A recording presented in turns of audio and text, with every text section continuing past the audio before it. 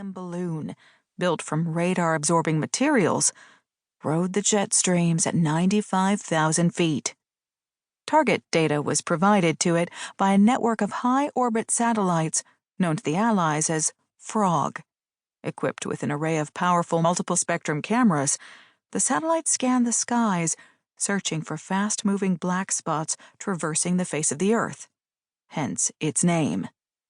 For a lone stratocruiser, the Pleep selected 2 Barracuda missiles. One advised that it had a steering fin malfunction, so Pleep selected another, and then downloaded the target data and an engagement plan. Pleep made one last check to see if there were any better targets that had presented themselves, or potential threats to it that would occur if it launched. There were none, so Pleep released the missiles, which free fell to 30,000 feet prior to igniting their solid-fuel rocket engines. The Barracudas closed to within 50 miles of ST-6 on inertial guidance before one briefly initiated a signal-active radar sweep and cross-loaded the data to its partner using a short-range undetectable laser communications link. Natasha entered her flight deck to find a raft of warning lights accompanied by a low-pitched alarm. "Right on time, Captain," said her co-pilot. "I bring all of you luck who set eyes upon me," she quipped in response. "Okay, what have we got?" Before the co-pilot could respond, a second wave of alarm lights lit up the electronic warfare officer's threat board. "Shit, I've got a high-confidence Barracuda. We've been painted with search radar," advised her EWO. Clambering into her commander's seat, Natasha snapped her safety harness into place and then plugged in her headset before calling her loadmaster. "Looks like we have a Barracuda engagement. Suggest you get the accommodation shipshape.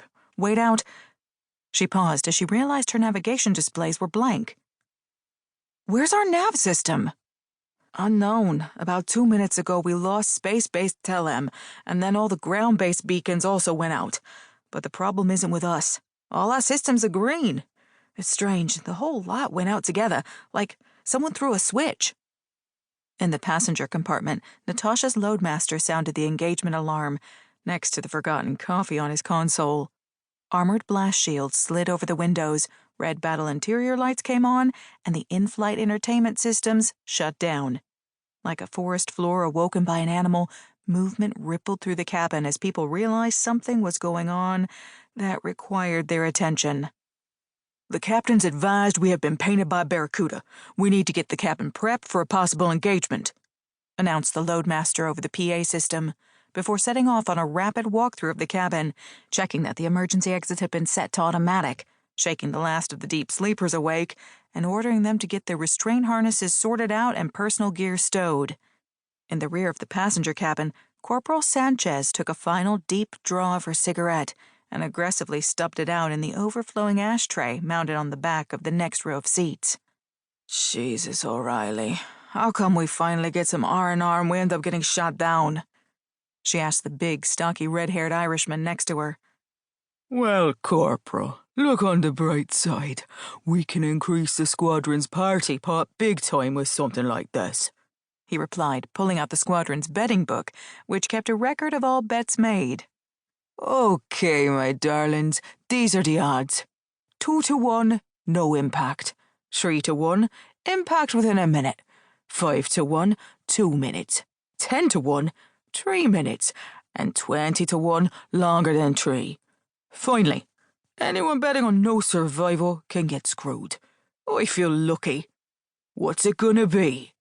he boomed. Excited mutterings were rapidly followed by cries for the placement and proper recording of the bets. On the flight deck, Natasha told her co-pilot to give up on trying to reacquire the navigation and tactical data networks and asked her EWO, "What's the story on that Barracuda, Sig?"